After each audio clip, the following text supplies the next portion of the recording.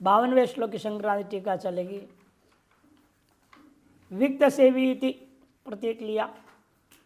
विविक्त सेवी विविक्तान विजनान एव देशान। विविक्त बने विजन देश, जहाँ लोग का आगमन गमनागमन नहीं है, न के बराबर है, ऐसे जो स्थान विशेष वर्णन कर रहे हैं। अरण्य, नदी पुलिन, गिरि कंदर, गुहादि नित्यर्थ। अरण्य है, नदी के तट है, गिरि की कंदराएं, गुफाएं इत्यादि, जहाँ पर चित्त प्रसाद तद एकाग्रता सिद्ध्यर्थम सेवितुम शीलम अस्य। ऐसे स्थानों को ही चित्त की प्रसन्नता और एकाग्रता की सिद्धि के लिए सेवन करने का स्वभाव है, जिसका ऐसे व्यक्ति को कहा जाता है विविक्त सेवी। ऐसा मुमुक्षु को सर्वदा होनी चाहिए। सर्वदा भवेत निधिध्यासुर्यति। निध्यासन करने की इच्छुक जो यति है, उसको सर्वदा ही ऐसे स्थान चुनना चाहिए। जहाँ है ऐसे ऐसे माहौल बना दो, लफड़ा ना रहे, लोग ना आवे ना वह जावे, ज़्यादा नियम बोर्ड टांग दो बाहर, इतना बस इतना बजे आने जाना, मिलने जुलने वाला आओ जाओ, बाकी टाइम कोई नहीं आएगा। अपने आप एकांत हो गया। इन लोगों के बाहर के आने जाने वालों को रोकने से काम चलेगा नहीं। साथ साथ आप लोगों के पास आजकल बहुत बड़ी खतरनाक देवी आ गई है, उसको भी बंद रखना पड़ेगा। मोबाइल देवी, उसको फ्लाइट मोड में रखना पड़ेगा। उसको बोल तो हवाई जहाज में घूमते रहो, हम अपने भजन करेंगे, तब एकांत बन पाएगा ना। नहीं तो एकांत कैसे? हर 2 मिनट पे टिंग टिंग, उसमें नोटिफिकेशन ऑन कर देते हैं आप लोग, और ख़राब है। नोटिफिकेशन ऑन हो जाता ना, उसमें अब बजते रहेगा, हर बार कुछ भी आए फालतू भी, टिंग टिंग। इसलिए बंद रखना ही ठीक है। उसका भी समय निश्चय कर दिया, इतने समय हम लोगों से बातचीत करेंगे, जिसको करना वो समय करे, नहीं तो जाए। या अपनी व्यवस्था के अनुसार जरूरत पड़े जब तक उसको ऑन कर लिया, बात कर, फिर बंद कर दिया, छुट्टी। तो आप जहाँ हैं वहीं एकांत संभव है। चित्त प्रसन्न बना रहेगा, क्योंकि बाहर की बातें फालतू फालतू बातें आते जाते रहेंगे, जो आपके अंदर तनाव बढ़ावे, रक्तचाप को बढ़ा देवे, मन हाई ब्लड प्रेशर न करे, ऐसे बातें ही नहीं रहेगी। न सुनना पड़े, ना ऐसा कुछ होगा। इस तरह से व्यवस्थित करोगे तो अपने आप चित्त प्रसाद और एकाग्रता बन जाएगी। जहाँ है वहीं हो सकती है। तथा लघ्वाशी च स्यात् लघु यथा तथा अशितुम शीलम अस्य। जिस प्रकार शरीर ही हल्का रहे, उस प्रकार का ही खाने का स्वभाव है, जिसका भोजन पाने का स्वभाव है, जिसको उसे कहते लघ्वाशी। लघ्वशनशीलस्यैव नैश्चल्येन समाधि निष्ठा संभवात्। कि लघ्वशनशील जो होगा, उसी के द्वारा निश्चलता पूर्वक समाधि निष्ठा संभव है। जितने भारी भोजन होगा उतने मोटी बुद्धि हो जाएगा। बुद्धि भी मोटी हो जाती है, भैंस बुद्धि बन जाएगी। क्या ध्यान करेगा? अधिकतर सोते रह जाएगा। इसे लघु, यहाँ पहले अर्थ जो ले रहे, शरीर लघु होना चाहिए, हल्का। मैं भोजन के बाद भी लगे दौड़ सकूं, आलस ना हो, किसी प्रकार का भी भारीपन ना हो, जिसको अंग्रेजी में कहते हैं लेथार्जी आ जाता है ना, वो नहीं होना चाहिए। ऐसा भोजन। अथवा दूसरा, आहारी लघु कर दो। लघु पदम हित मित मेध्यानाम उपलक्षण। अतः लघु से क्या लेना? हित मित मेध्य, अन्नों का उपलक्षण करेगा वो। हल्का भोजन हो। हल्का भोजन का तात्पर्य साथ साथ तो आपके लिए हितकारी हो, और मित हो, नपातुला हो। मुरारजी देसाई जैसे एक प्रधानमंत्री हुए इस देश के, मोरारजी देसाई, वो तौल के उनके सामने तौलना पड़ता था भोजन। 50 ग्राम चावल, 50 ग्राम दाल, 25 ग्राम सब्जी, सब नपता था उनका। पानी भी नाप के पिएंगे, एक बूंद ज़्यादा नहीं होना चाहिए, इतने सख्त। और जिंदगी भर यूं ही रहे, लेकिन दिमाग से बहुत तेज थे। शिवाम्ब कल्प का अभ्यास भी करते थे, स्वमूत्र पीते थे। डामर तंत्र एक तंत्र ग्रंथ है, उसमें वर्णन है शिवाम्बु कल्प का। शिवाम्बु कहते लक्ष्य है लघु शंका को, उसी कल्प 3 रोगों के लिए भी है, साधना के लिए सब वर्णन है उसमें, वो अनुष्ठान करते थे। तो हित और मित नाप तौल से भोजन होनी चाहिए।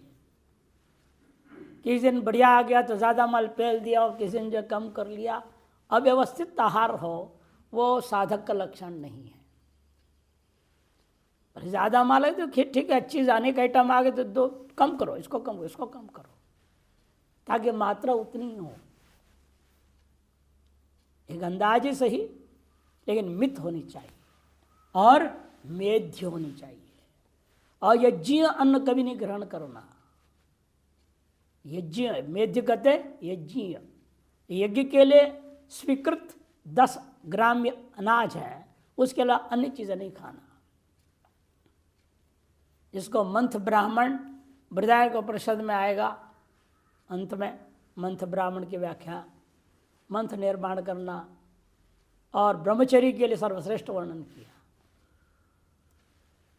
क्या गृहस्थ हो वानप्रस्थ हो, कोई भी ब्रह्मचर्य में रहना चाहता है तो मंथ को ग्रहण करने का विधान है। वहाँ गिना दिया 10 प्रकार के चीज़ गिनाया गया है, उन चीज़ों को ही डालना। उसमें से दूध दही शहद 3 छोड़िए, 7 प्रकार के अनाज है। उसका 7 अनाज भी हम लोग हिंदी में बहुत प्रसिद्ध है, 7 अनाज, 7 अनाज। वही 7 अनाजों को घड़े में भर के घट विवाह कराया जाता है, तो घोर मंगली लड़की हो तो ये मेध्य ही है, यज्ञ है, वो शास्त्र सम्मत अन्न है, बाकी चीज़ें नहीं खाना। इसलिए मेध्य, ये 3 विशेषण दिया, हित मिथ मेध्यानामपि उपलक्षण। तेना, इससे निष्कर्ष निकला, लघु हितम मितम मेध्यंचन्नम अश्नीयात निध्यासुर यति रीति सिद्धम।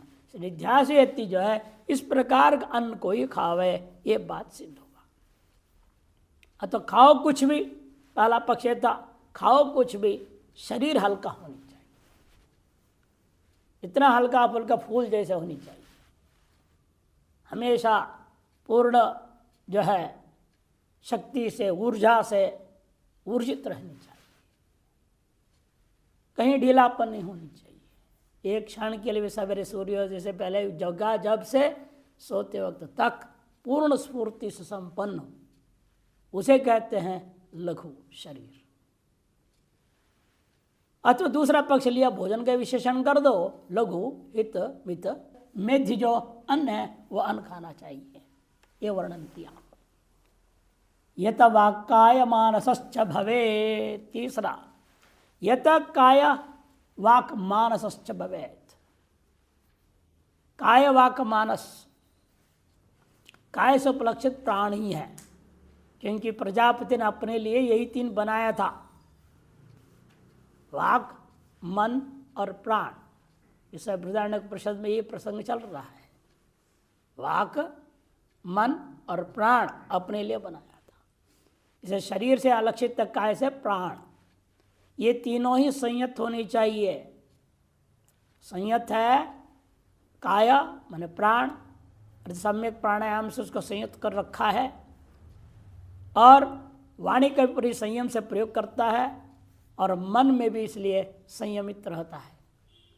ये तीनों संयमित है जिसका।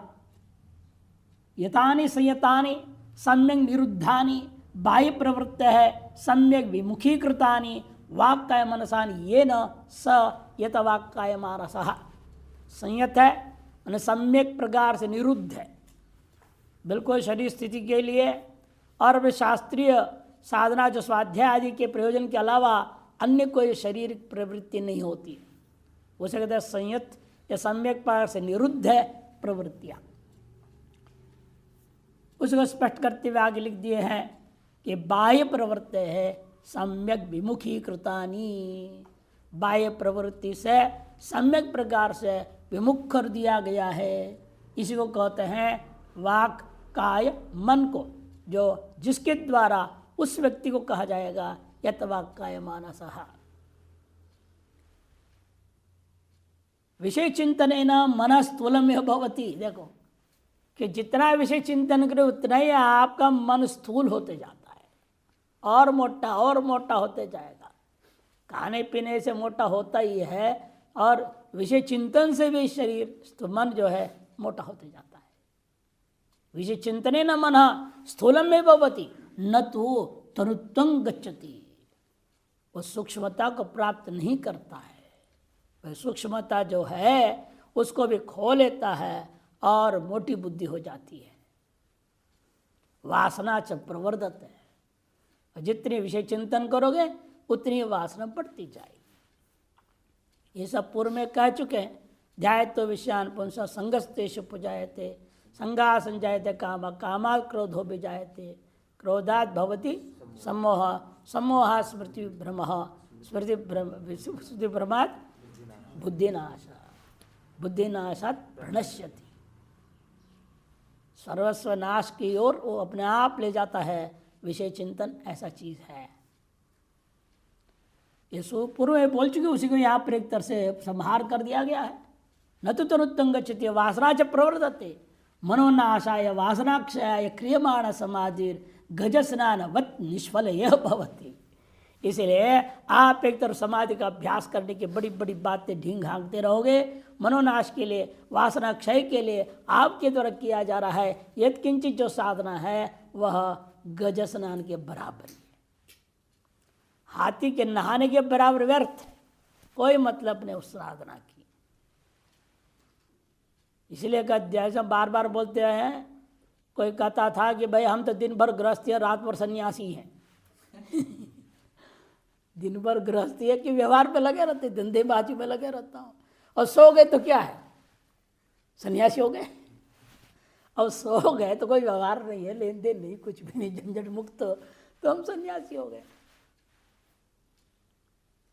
ऐसा नहीं, इस तरह का व्याख्यान अपने आप में लेने से कोई फायदा नहीं है। गज स्नान के समान व्यर्थ है ये तार समाधि, तारस साधना। घंटे 2 घंटे कहने के लिए हम बैठे हुए हैं, ध्यान कर रहे हैं, भजन कर रहे हैं, जप कर रहे हैं, ये कर रहे हैं, वो कर रहे हैं, इन सब निरर्थक होता है यदि उसके अनंतर अनावश्यक बाह्य विषय चिंतन में लग जाते हैं तो। क्योंकि वह वासना को बढ़ाने वाला ही होता है, घटाने वाला नहीं होता है। मनोनाश एवं वासना क्षय के लिए किए जा रहे जो समाधि है वह गज स्नान के समान निष्फल व निरर्थक हो जाता है। ततः सदा विषय चिंता राहित्येन भवितव्यम, इसलिए सदा ही विषय चिंता रहित तो आपको होना चाहिए। यदि कोई विषय आपके सामने चिंतन करने योग्य आ भी जाता है, उस विषय को दूसरे को सौंप दो, ये आप इस काम के माहिर हैं, आप इसको पकड़िए, आप चिंतन कीजिए, हम अपने मुक्त रहें उससे। यदि हम लोग के सामने आता है, वो जैसे मामले हैं, कानूनी व्यवहार होता है, और उसको एक दो वकील को पकड़ रखे हैं, जो बात है तो इसको पहुंच देता है, आप देखिए इसको, आप जो कहेंगे वो ठीक, वो जो कहेंगे उसको साइन कर देते हैं छुट्टी पर। अपने दिमाग यहाँ इसमें लगाएंगे उस दिन कानून के हिसाब किताब, किसी न किसी पर विश्वास करके छोड़ना ही पड़ता है। और उस चिंतन में लगो तो उलझ जाओगे, और कानून समझो फिर पूरा। पहले तो केवल 360 कानून बनाए थे, अब तो 500 से ऊपर पहुंच गए, और उसके बायलॉस है, उसके अमेंडमेंट्स है, दुनिया में संशोधन वगैरह वगैरह, तो पता नहीं कितने हजार हो गया। अब कौन उस चक्कर पड़े रहेगा, सबको समझो ढंग से। और जो धाराएं आप पर लागू है उसको तो विशेष जानना पड़ेगा, उसकी पूरी की पूरी गहराई में जाना। उससे अच्छा वही काम जिसका है उसको सौंप दो, बने बिगड़े भगवान जाने। वो धोखा देगा तो भगवान की मर्जी, काम कर दिया भला तो कब भगवान की मर्जी, छोड़ना ही पड़ता है, तभी आप साधना में आगे बढ़ सकते हैं। स्वयं आलोचना से हर काम में काम चलता नहीं। इसलिए कहते हैं गज स्नान के समान हो जाएगा, उससे बचना चाहिए। तथा सदा विषय चिंता राहित्य होना चाहिए, तात्पर्य इसका यह हुआ।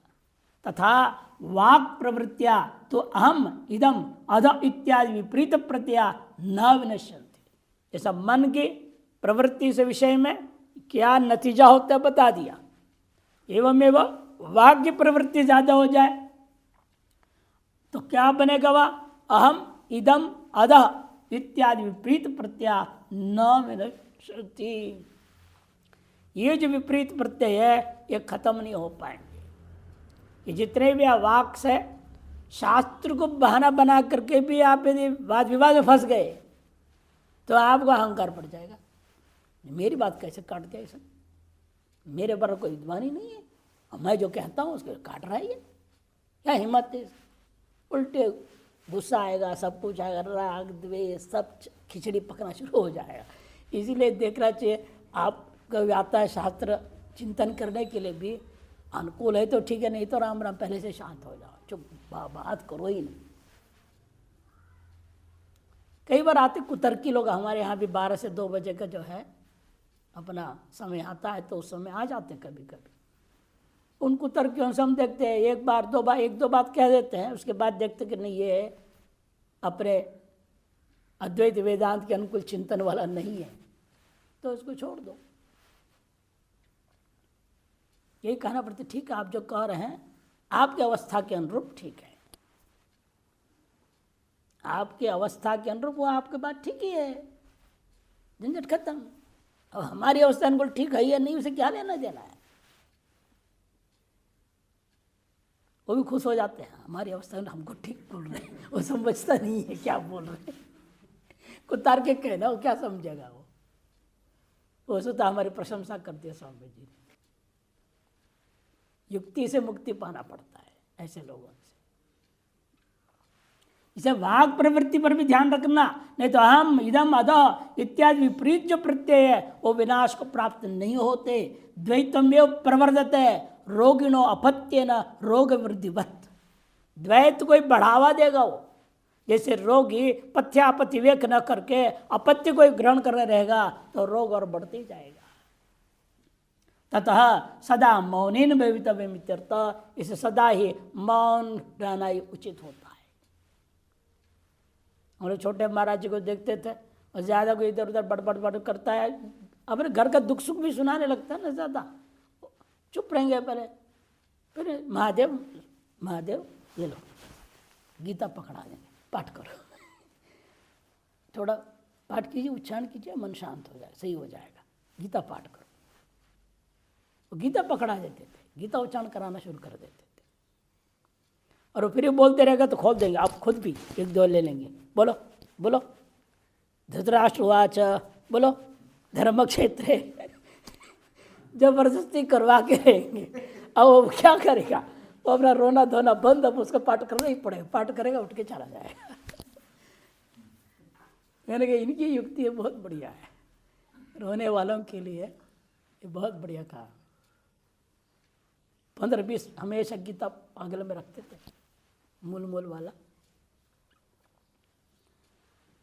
तो युक्ति से मुक्ति निकालो, वाणी को व्यर्थ जो है प्रयोजन में इस्तेमाल नहीं करना चाहिए। अयमेव कायेन कर्मसु प्रवृत्तिया कर्तृतादात्म्यम कर्मवासना स समाधि काले काय चलनेन मनश्च इंद्रियाणांच चलनम समाधि विघ्नश्च भवति।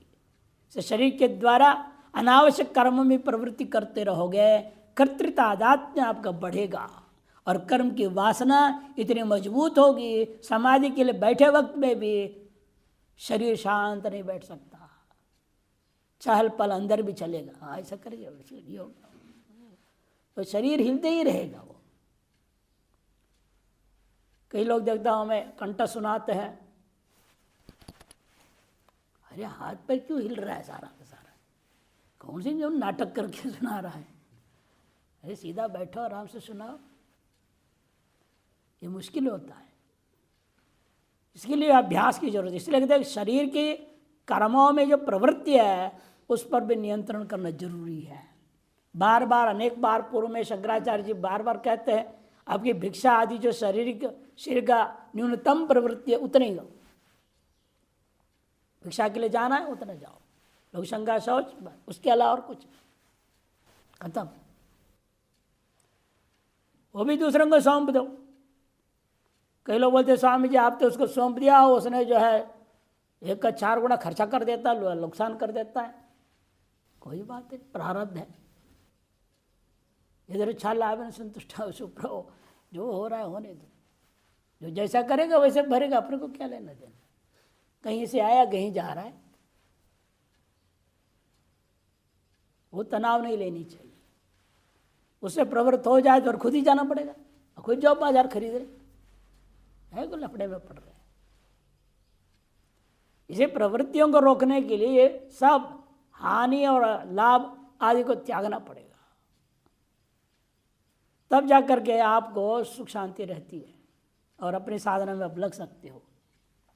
नहीं तो समाधि काल में भी काय चलनेना मनश्च इंद्रियाणांच चलनम, मन भी चलायमान हो जाएगा, इंद्रियां भी चलायमान हो जाएंगे और आपका समाधि भंग हो जाएगा। समाधि विघ्नश्च भवति यतः, जिसलिए ततो वासनाक्षयाय मनोनाशाय च प्रवृत्तस्य यते है, इसलिए वासना क्षय और मनोनाश के लिए प्रवृत्ति जो यति है विषय अनुसंधान मौनेन निष्कर्मेण च, विषय अनुसंधान मन के लिए, मौनेन वाणी के लिए, निष्कर्मेण च शरीर के लिए सर्वदा भवितव्यम इत्युच्यते, सदा इस प्रकार होना चाहिए, ये कहा गया है यतवाक् काय मानस इन शब्द के द्वारा। इति एतत् सिद्धये हेतु महा, इन्हें दोनों बात कैसे सिद्ध होंगे, विविक्त सेवित्व और यतवाक् काय मानसत्व, ये दोनों सिद्ध कैसे होगा,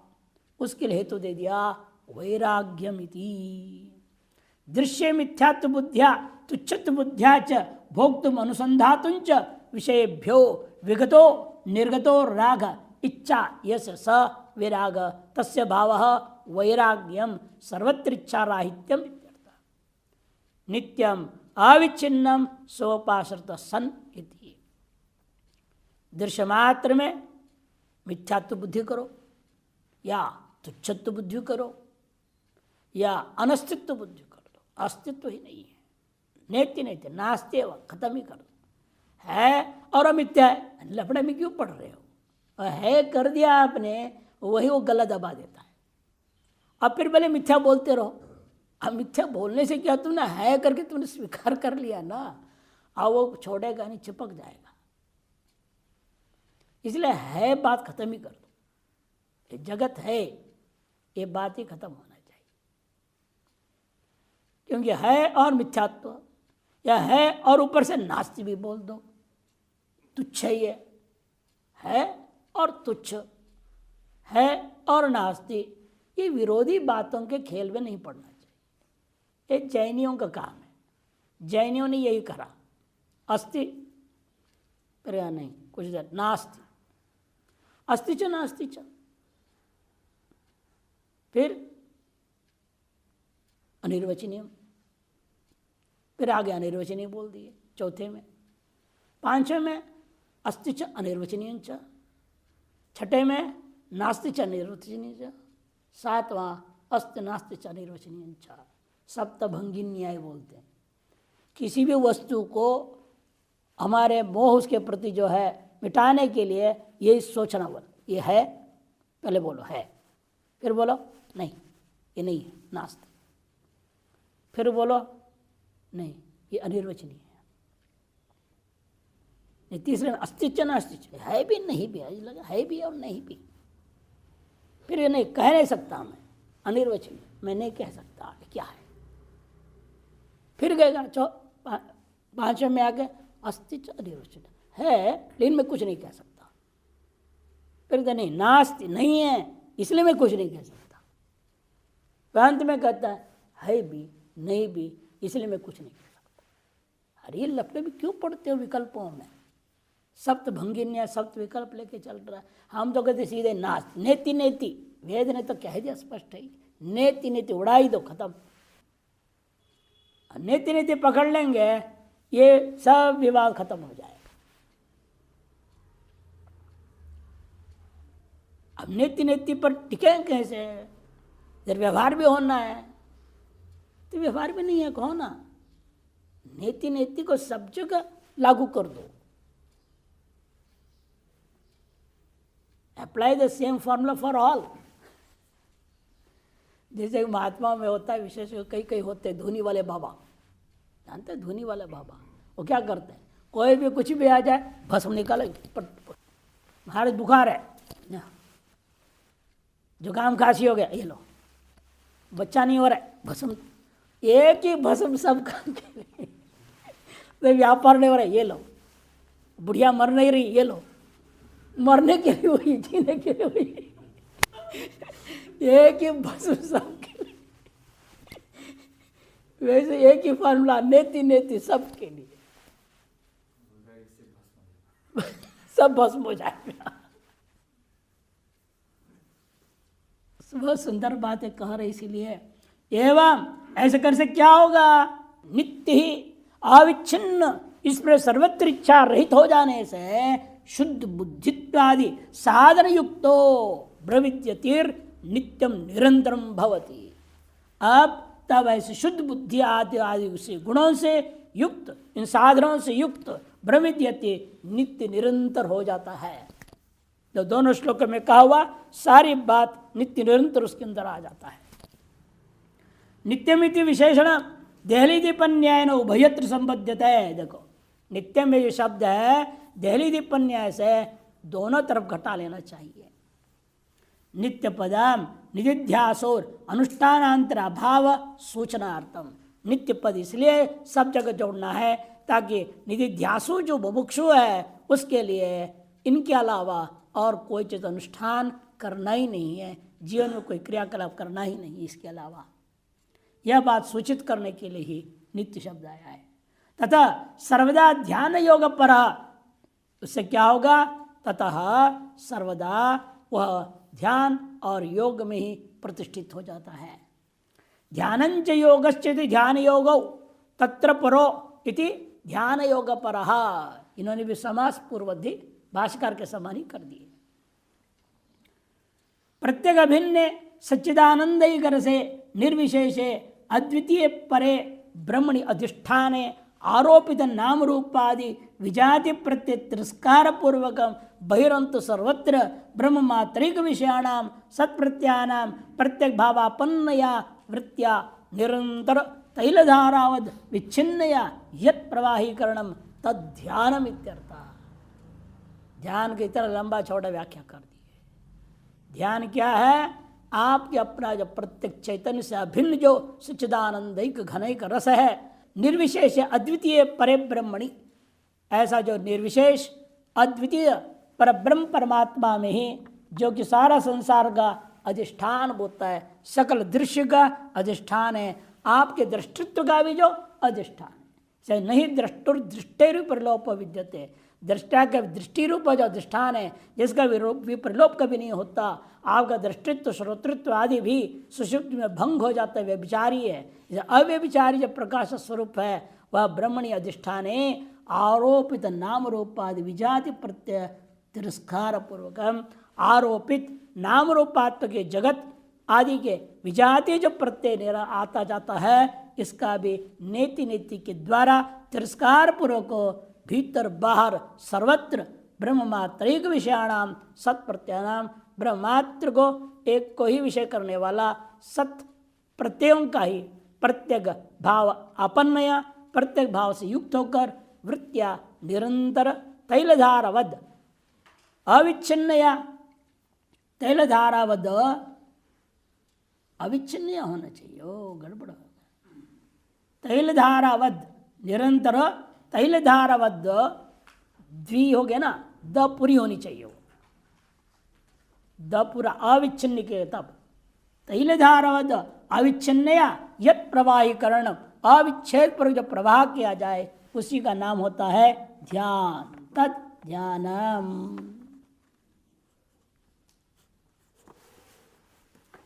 विजाति प्रत्यय अनंतरिता नाम केवल सत्प्रत्यानाम एव चिरकाल नित्य निरंतर अभ्यास वशाद विक्षेपकाणाम वासनानाम संक्षेसति तनुताम गताया बुद्धि वृत्ते है ब्रह्मणि ब्रह्माकारेण निवातस्थ दीपबद्ध यो निश्चली भाव सएव योग। अब योग की व्याख्या कर रहे हैं। पूर्वोक्त ध्यान वही ध्यान क्या हो, विजाति प्रत्यान अनंतरिता नाम, विजाति प्रत्ययों के व्यवधान से रहित होकर के केवल सत्प्रत्यानाम एव चिरकाल पर्यंत नित्य निरंतर अभ्यास। हमेशा वो योग सूत्र को हर जगह जोड़ लेते हैं लोग। एक वेदांत योग का खंडन करते बोलते, कहाँ खंडन कर, हर जगह उसको इस्तेमाल करते हैं। दीर्घ काल नैरंतर्य सत्कारा से भी तो दृढ़ भूमि, अभी ये अभ्यास की दृढ़ भूमि यही कहा है। वही यहाँ पर भी बोल रहे, देखो चिरकाल, दीर्घ के लिए कह दिया, चिरकाल नित्य निरंतर अभ्यास वशाद विक्षेपकाणाम वासना संक्षेसति, विक्षेपक जितनी वासना है उन सब का सम्यक क्षय होने पर तनुताम गताया बुद्धिवृत्ति, बुद्धिवृत्ति अत्यंत सूक्ष्मता को प्राप्त हो जाए तब ब्रह्म में ब्रह्माकार से निवातस्थ स्थलस्थ दीप के समान। निवातस्थ दीप क्या, वहां पर छठे अध्याय में दृष्टांत यही दिया था, यथा दीपो निवातस्थो नेंगता स्वपमा स्मृता। जैसे निवातस्थ जो दीप है वह लेश मात्र भी हिलता नहीं, नेंगते न इंगते, सा उपमा, वही उपमा है आपके ध्यान समाधि के लिए। ठीक, यहां वही दृष्टांत यहां भी ले लिया, निवातस्थल दीपबद्ध यो निश्चली भाव, जो निश्चल भाव है स एव योग। इस प्रकार का ध्यान और ध्यानोत्तर कालीन योग, इन दोनों को सम्यक प्रकार अभ्यास किए जाने पर तयोर ध्यान योगयोर उक्त लक्षणयोर नित्यम पर सन तद ध्यान योग निष्ठा संपन्न एव यति परिपक्व ज्ञानो भवति इत्यर्थः।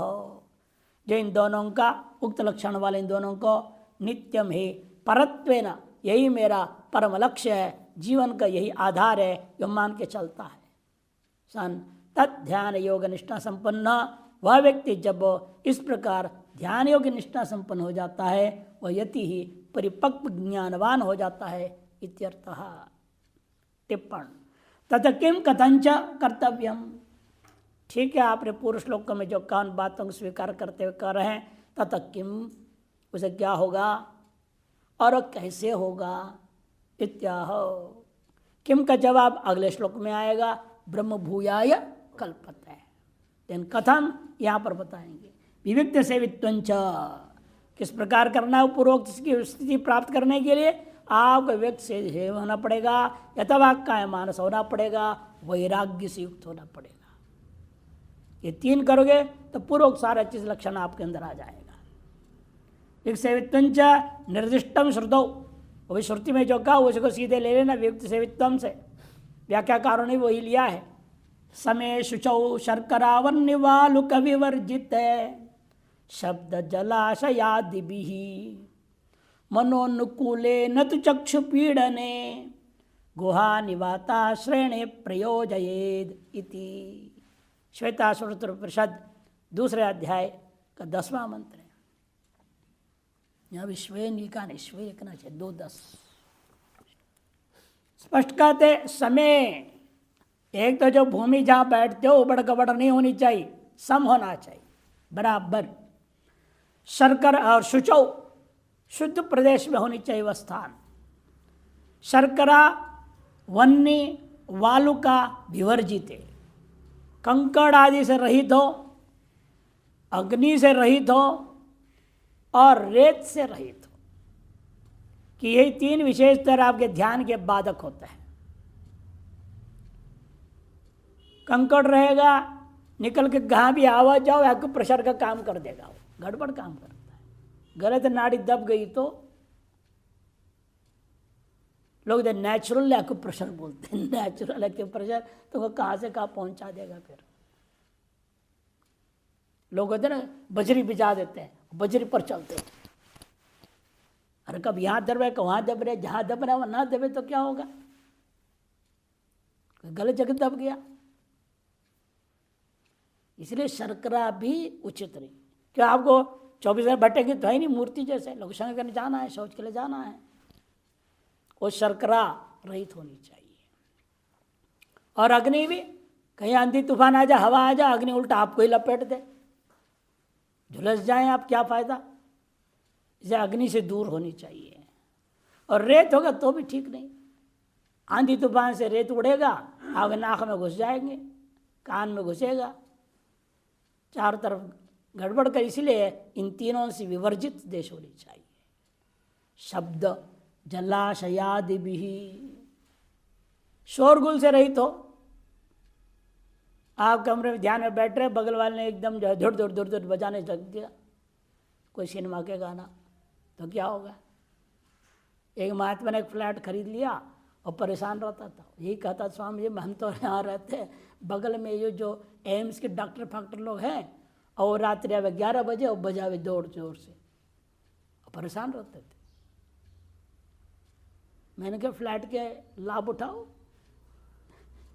सुरक्षा सुरक्षा चिल्लाते रहे, अब सुरक्षा का लाभ उठाइए, इसका भी सामना करो।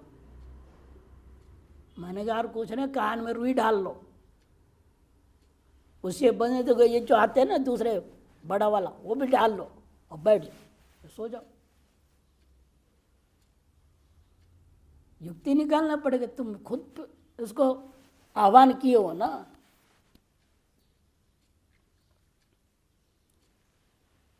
तो इसलिए ये सब चीज़ें ध्यान रखना पड़ता है, ज़्यादा शोरगुल ना हो। और जलाशय आदि इसलिए कहते हैं, जलाशय में भी समस्या होती है। नदी अलग चीज़ है, जलाशय अलग चीज़, याद रखना। नदी निरंतर प्रवाहित है और प्रवाह का जो आवाज़ है, कल आवाज़, वो ध्यान समाधि के विरोधी नहीं है। लेकिन जलाशय का मतलब तालाब, प्रवाह नहीं है। सब लोग आएंगे वहाँ, कोई नहा रहा है, कोई धो रहा है, कोई कुछ हो रहा है, कोई गप्पा सप्पा मार रहा है, वो जगह ठीक नहीं। जलाशय से तो बच के ही रहना चाहिए हमेशा। जलाशय इसे आदि से कह दिया। और भी जो जो आपके समाधि के विघ्नकारी हैं, वो चीजें ना हो ऐसे स्थान ढूंढो। अतएव आगे कह दिया मनोनुकूल है, मन के अनुकूल होनी चाहिए, न तो चक्षु पीड़न है। और चक्षु को पीड़ा ना हो, ऐसी जगह बैठो एकदम सूर्य धट कर आ रहा है और आंख में घुस रहा है, अब आंख बंद भी करो तो भी उसका प्रभाव पड़ जाए।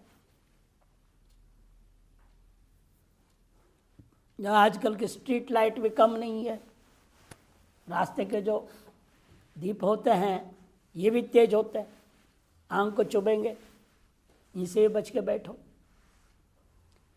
चक्षु को पीड़ा किसी प्रकार का ना पहुंचे ऐसे स्थान गुहा निवाताश्रय प्रयोजयेत, अर्थात गुहा निवात जो स्थान, ऐसे में आश्रित होकर के अपने मन को अपने आत्मा में प्रयोजित करो, लगा दो। इति लघवाशी अल्पाहारी इत्यर्थ, तदपि न गरिष्ठ किंतु सुपाच्य इत्यर्थ।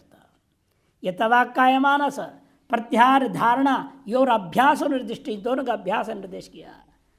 क्योंकि आगे ध्यान योग पर कही दिए, ध्यान और समाधि है, ये तीन ध्यान समाधि निर्दिष्ट है।